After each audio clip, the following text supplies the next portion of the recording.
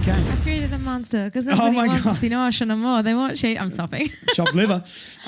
If they want shady, this is what I'll give you. Okay, I'm actually... Well, wait.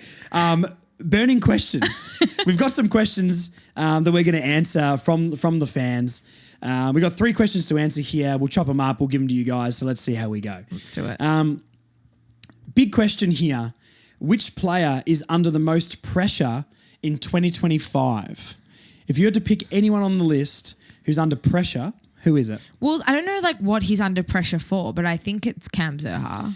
I agree. I think it's Cam Zurhaar. But he's just signed this whopper deal. Mm-hmm. And I mean, it's great that he's signed on for 5 seasons, but he's signed on for 5 seasons on the back of potential, in my opinion.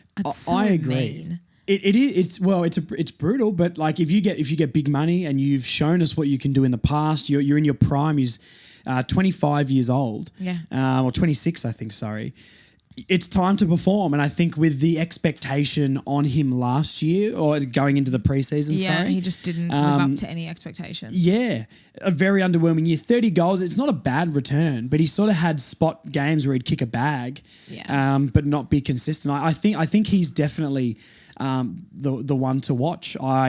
Because we know what he can do. He looked so dangerous going into the midfield as well. So if his role changed a little bit, and maybe it's us as well needing to manage our expectations and what he's going to deliver depending on how much time he spends in the midfield and how much time he does spend forward. But I think the acquisitions over the off-season will definitely help his game. Yeah. But I also think he's under a lot of pressure at the same time. Do you think let's talk about that. How do you think Darling helps him? Because he is a genuine key forward, a reliable key forward. And I know that Darling's at the later half of his career, but Brent Teakle was pretty green coming in the second half of the season. So, and we even did see, in that game against Melbourne, Cam Zurhaar almost won the game off his own boot. Hey, don't disrespect Dylan Stevens like that, Marnie, please. Okay, well, I did. No, you're right. I mean, but in front of goal, I mean, he was the guy. He was the guy. And he's done that. He's done that in spot games as well. He's done it against West Coast in the past. We'll never forget that 5-goal game against Richmond a couple of years ago. David Noble era to win the game, King of Marvel game. So, I mean, look, we know what he can do, and I think we know what he can do, and he just doesn't do it enough. Yeah. And it is high expectation, but he needs to improve along with the team. And I think that is also one thing where the team needs to improve to enable him as well. Sure. A forward can't really function at their best without everything clicking. Yeah, I agree with that. So it is a collective effort as well, but I think he needs to find a way not to go missing in games. And there's another side of that I would maybe point out is Clarko as well. We were expecting him to go into the midfield a lot more. Help support your players. Just as an element of chaos. And we said this so many times through the year on the pod where how are we not throwing ball in that midfield when we're getting the big frame that we need? Yeah, bullied in there. Yeah, when Wardlaw wasn't on, right, you got Sheasel, who's not a strong player. Simkin isn't a tough nut.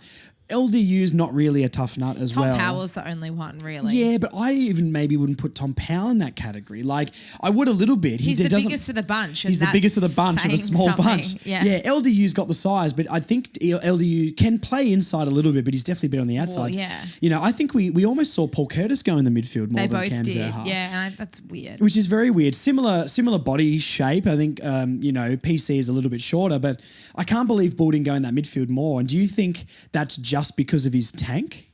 Maybe, but he's the fittest he's ever been, Looks supposedly. Fit. Yeah, so, he's always been shaped like a barrel a little bit, so that doesn't mean he's not fit. So, it's an interesting one. I think Clarko needs to put him in there more, and I'm a little bit. I wish I could be in a press conference and be like, Clarko, why have you not? It's a bit of a myth, isn't it? It is. It's similar to what's happening with Will Phillips. He's probably another one actually who's under pressure. Well, there's another one. Okay, well let's leave Bull then. Let's go to Will Phillips. I think he's earned himself a year. It's either you're going to do it or you're not. I think the fans are frustrated because we can't see why he isn't getting a spot regularly in the 23 when he seems like he's doing enough to prove himself. And Finn O'Sullivan coming in too. He had some great games as the tagger, but also... Is the tagger really a thing anymore? Well, yeah, it is, but not if that's all you do. It's true. You do need another string to the bow. We also had 2 taggers. Like we had Liam Shields playing that tagging role. Darcy Tucker tagged a bit, but more off half back. Yeah, so it's sort of like how many taggers, like how many negating players can you have? Like when you need to generate play and get the ball moving into our forward half. I really like Will Phillips as a player. Yeah, for sure. I don't doubt that.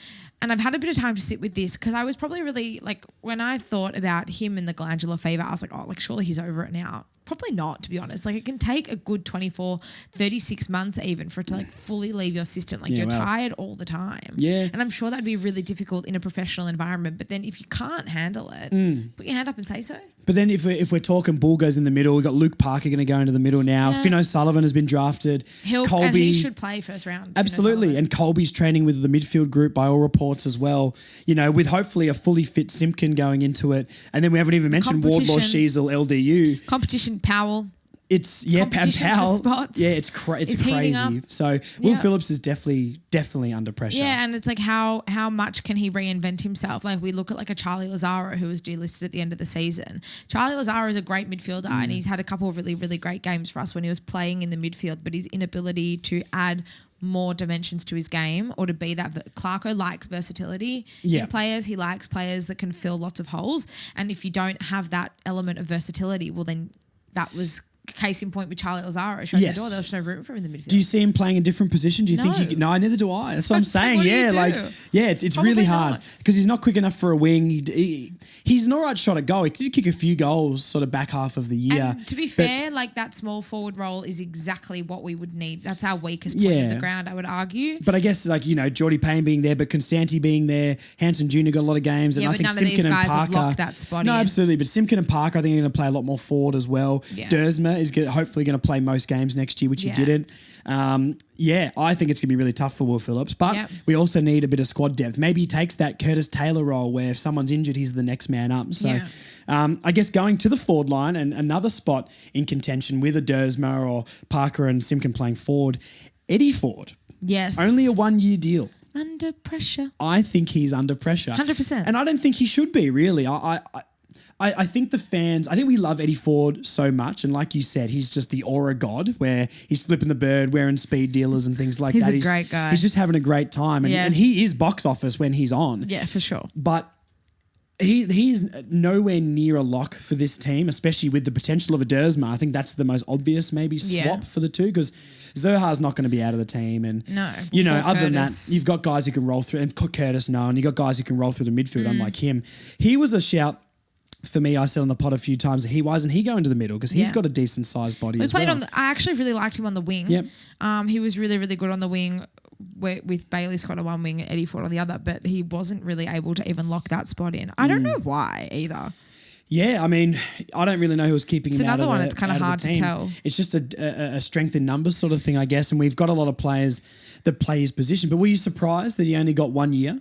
No, I wasn't. And this is the biggest knock I had on. So everyone famously remembers me leaving Paul Curtis out of our best 23 at the start of the year for Eddie that Ford. And Curtis Taylor's superstar potential. Marnie quotes of the year.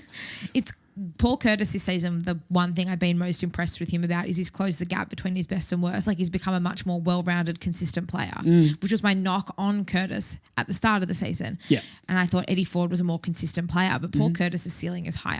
So do you think? Like, I think Paul Curtis is a better player than Eddie Ford at his best. Jeez, that's a massive take. I don't agree, but that's... You don't think Paul Curtis's best is better than Eddie Ford's best? Oh, sorry. I thought you were saying Curtis Taylor. My mistake. Oh, no. As in, sorry, Paul Curtis is a better player than Eddie Ford. Wrong Curtis in my head. Guys, come on, Josh. I'm so sorry. I'm hearing Curtis all the time. Yes, Curtis Taylor's gone. He's with Collingwood. Yeah, trash. Right. Goodbye. No, Paul Curtis is definitely better at his best. I'm tipping him as my breakout player of the year. So I think him being able to close the gap and to become a more consistent, well-rounded player has left Eddie Ford on the outer. And then I think Cam Zerha re-signing was probably a bit of a problem for Eddie Ford, for lack of a better word. Great for the team, obviously. Yeah.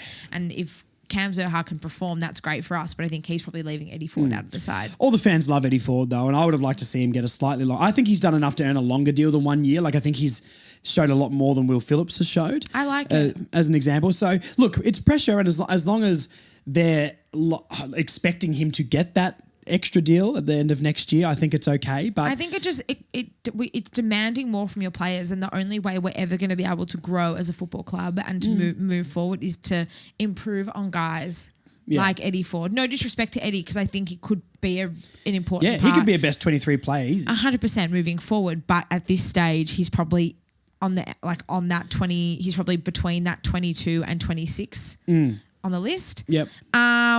There's one more player I want to talk about is Zach Fisher. Well, I was gonna suggest let's bundle Fisher and McDonald in, because I feel like they're sort of in the same category for a lot of North fans. Yeah. Who do you think's under more pressure? Fisher. Fisher under more pressure? 100%. He's more disposable. No disrespect to Zach Fisher. I like Zach Fisher. Yeah. But with Caleb Daniel is the like for like Fisher. Yeah, except hits more targets. But well, that's where the under pressure comes from. Exactly. We've said this so many times, so I'm not going to go on about this, but Fisher and McDonald are definitely over-criticised and over-hated. I think a lot of North fans see them as a scapegoat, and this is not me saying they're good enough, but McDonald wasn't anywhere near as bad as people think he is. No. I think Fisher had a really good patch in the middle of the season where fans really started to like him. He struggled at the start, new team, lesser team, not used to playing in a team maybe is vulnerable, so I can understand the slow start. But he was also his own worst enemy doing it. Like, he was a turnover merchant. But then who is he kicking to out of the back 51? North Melbourne's half back line must be the most under pressure spot in the entire AFL. Sure. And then who's he kicking to? 1-on-1, Jaden Stevenson up on half forward. Like, who was Jerry in the first half of the year couldn't mark anything. You know what I mean? He came into his own and he can clunk them now and we love him, but his marking ability is not there. Larky's marking ability is not there. We didn't have a Darling who can present up the ground. Kind of feel for Fish a little bit. Yeah, I just don't know who he's presenting to, you know? Yeah, look, I think his intent is great and he's a really great ball hunter. It's on him, to be fair, to remain a bit composed under pressure, and that's what comes with coming across as he was a hyped recruit. Yep. Yeah, big recruit. And it's probably the biggest recruit we've got over for a long time, I would say. Prior to the end of this year, yeah. Yeah, well, okay, yeah, Luke Parker for sure. Griffin Logue. Do you think Griffin Logue's a bigger recruit than Zach Fisher? Okay, interesting. I just didn't know much about Griffin Logue before. Because he's in Perth. Yeah, because he's in Perth, yeah. Yeah, no, I was gunning for Griff for a while to come over. I've seen him play before, but I maybe didn't know his potential. But I arguably haven't seen that at North. But Fisher too. So look, McDonald then. There is going to be a lot of pressure for that half-back spot, but I think a 200 gamer for the club, you know, he's a Sid Barker medalist. I think with a more structured back line and hopefully a bit more composure, he can play a slightly different role than having to deliver it. I think him playing that Zeeble role from a couple of years ago is perfect for him. He's a great intercept mark. He'll put his body on the line every single contest. So I think he's going to be a best 23 player, as much as the fans don't want to see that, but I think we need to have a think a little bit more instead of just criticising. I'd start him. But if he stays in the side the whole year... Shouldn't be undroppable. No, and, you know, the argument you can make for that is at the start of 2023, he was injured and Goda played. Yeah. And, I mean, his Achilles, but like... Yeah. But again, with Miller, Bergman and... Hardiman. I'm so bullish on Hardiman. I'm so excited for him. So with all these guys, again, there's pressure. Yeah, there is. Well, I think we covered it, but yeah, that's a lot of, there's a lot of pressure. But it's good because... It's the first time in how long we've actually had genuine competition for spots. Genuine competition for spots. And I've just used Carlton as the default example in my mind, but they got rid of Owies in the off-season. There was a lot of uproar. They got rid of Kennedy in the off-season. There was a lot of uproar. They got rid of Carroll in the off-season. There was a lot of uproar. But, like, these are the kind of calls you've got to make to be able to improve and make room for better and for improvement. Yeah, and I guess that's what we're going to have to get used to next year, which is a good sign, which is not seeing a Teakle or, you know, a Phillips or a Ford in the lineup and you're like, oh, these guys should be playing. But then you look at it and who do you draft? Yeah.